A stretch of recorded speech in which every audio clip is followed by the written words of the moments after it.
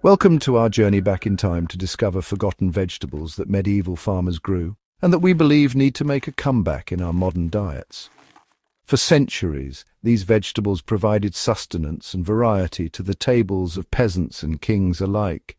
Sadly, many of these nutritious plants faded from our memory. Join me as we rediscover the bounty hidden within the pages of history.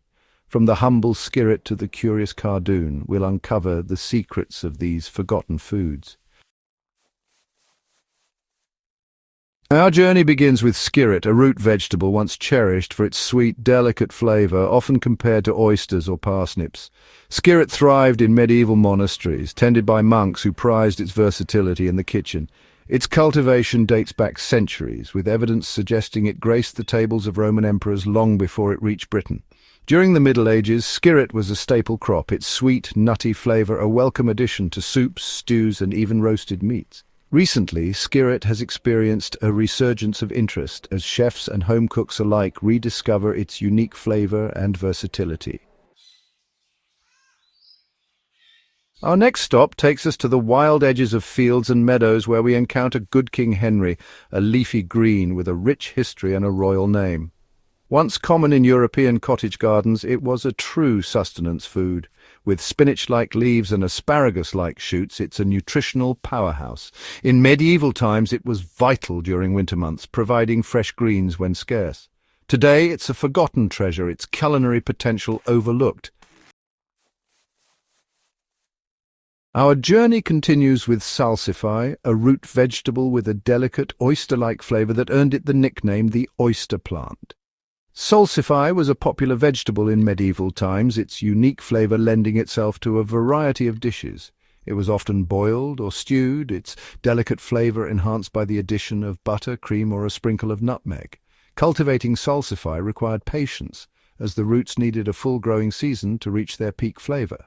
Today, salsify remains a relatively unknown vegetable, often overshadowed by its more common cousin, the parsnip. Our exploration takes us to the windswept shores of the British Isles, where we encounter Alexander's, a resilient plant with a taste for the sea. This remarkable plant, a member of the parsley family, was once a common sight along the coasts of Europe. Its leaves, stalks, and even its flower buds were all edible, offering a burst of fresh, celery-like flavor to those who knew where to find it. In medieval times, Alexander's was a valuable food source for coastal communities, its abundance ensuring a steady supply of fresh greens even during the harshest winter months. Today, Alexander's is a rare sight on our tables, its culinary potential largely forgotten. Our quest for forgotten vegetables leads us to scorzoniera, a plant shrouded in an air of mystery and intrigue. Scorzoniera, also known as black salsify or Spanish salsify, was once believed to possess potent medicinal properties. Its dark roots, resembling slender black carrots, were prized for their ability to purify the blood and cure a variety of ailments. In the kitchens of the past, scorzoniera was treated with the same reverence as its more common cousin, salsify. Today, scorzoniera remains a relatively unknown vegetable, often passed over in favor of more familiar roots. So our exploration of forgotten vegetables takes an unexpected turn as we encounter cardoon, a towering thistle with a surprisingly delicate heart. Cardoon, a close relative of the artichoke, was once a staple food in ancient Rome and enjoyed a resurgence in popularity during the Middle Ages. The stalks, when properly prepared, offered a delicate artichoke-like flavor, while the root could be boiled, roasted, or candied. Preparing cardoon for the table was a labor of love, requiring patience and a bit of know-how. Today, cardoon remains a relatively unknown vegetable outside of its native Mediterranean region. Our journey takes us back to the coast, where we encounter sea kale, a hardy plant that thrives in the harsh conditions of sand dunes and salt marshes. Sea kale, as its name suggests, is a salt-tolerant plant, its roots reaching deep into the sandy soil, drawing sustenance from the ocean air. For centuries, coastal communities have relied on sea kale as a source of food and medicine. In the 18th century, sea kale experienced a surge in popularity amongst the upper classes. Today, sea kale remains a relatively unknown vegetable, its culinary potential largely forgotten. Our quest for forgotten vegetables leads us into the realm of folklore and legend where we encounter rampion, a delicate plant with a magical past. Rampion, also known as the fairy spindle, is a biennial plant with a long history of both culinary and medicinal use. Its roots, resembling small white radishes, were eaten raw or cooked, their sweet, nutty flavour a welcome addition to salads and stews. In European folklore, rampion is perhaps best known for its appearance in the Grimm's fairy tale Rapunzel. Today, rampion is a rare sight in gardens and on our plates. Our journey takes us back to the coast, where we encounter cramb, also known as sea kale or sea cabbage. Cramb, a member of the Brassica family, is a resilient plant, its deep roots anchoring it firmly in the sandy soil. For centuries, coastal communities have relied on cram as a source of food and fodder. During the 18th century, cram experienced a brief period of popularity as a potential oilseed crop. Today, cram remains a relatively unknown vegetable, its culinary potential largely overshadowed by its more common relatives, cabbage and kale. Our exploration of forgotten vegetables takes a romantic turn as we encounter lovage, a tall, aromatic herb with a history steeped in love, magic and culinary delight. Lovage, a member of the parsley family, has a long and storied past. In ancient Rome, it was believed to be an aphrodisiac, its pungent aroma said to stir the passions. Beyond its romantic connotations, lovage was also a highly valued culinary herb. Today, lovage remains a relatively unknown herb, often overlooked in favour of its more common cousin, celery. Our journey takes an unexpected turn as we encounter purslane, a plant often dismissed as a pesky weed, yet harbouring a wealth of culinary and nutritional value.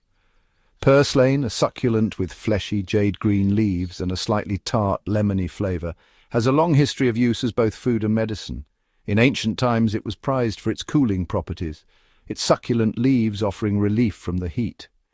Throughout history, purslane has been enjoyed in salads, soups and stews.